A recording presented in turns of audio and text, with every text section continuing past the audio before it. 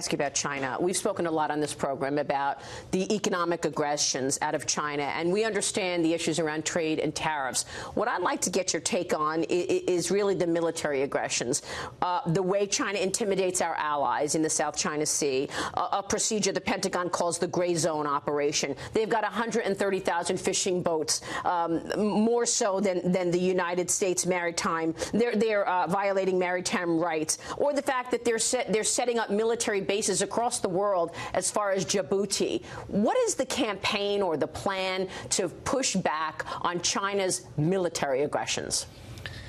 For far too long, under Republican and Democrat administrations, we have not taken the national security threat from China remotely seriously. We've seen it now. The president pushed back on the trade aggression.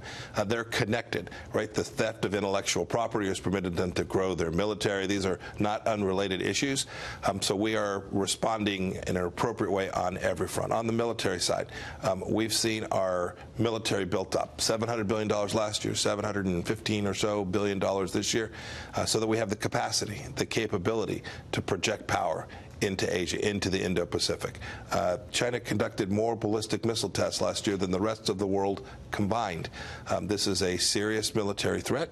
America must rise to push back against it, and President Trump's committed to doing that. The more I look at this story, the scarier I get, frankly, Mr. Secretary, in terms of China and their wherewithal. They are ahead of us on AI. Look, in my opinion, and the experts that I've spoken with, it doesn't matter if they stop stealing our intellectual property tomorrow. It might be too late in terms of where they are.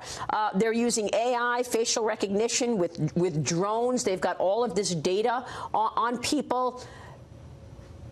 Is this part of the conversation on trade? Because earlier we were saying, oh, it's separate. What happened with Huawei is separate than the trade. Can you separate it?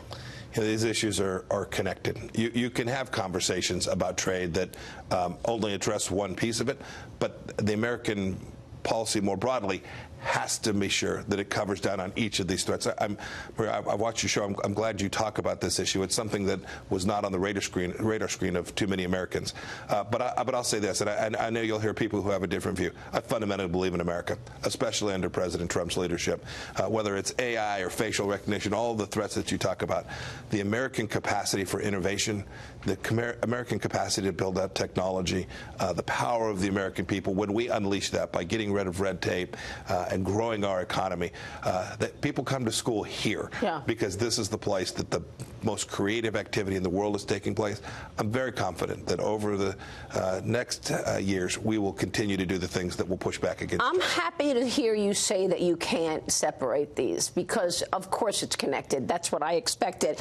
Real quick, there are a group of Republicans in Kansas that want you to run for the Senate. Are you going to do it, sir? As you can see from this morning, there is plenty on my plate today. I intend to stay the Secretary of State as long as President Trump will give me the incredible privilege to represent Americans around the world. I know you're going to talk about Venezuela later on today. We appreciate your time this morning. Thank you, Maria. Thank you so much, Mr. Secretary. Secretary of State Mike Pompeo.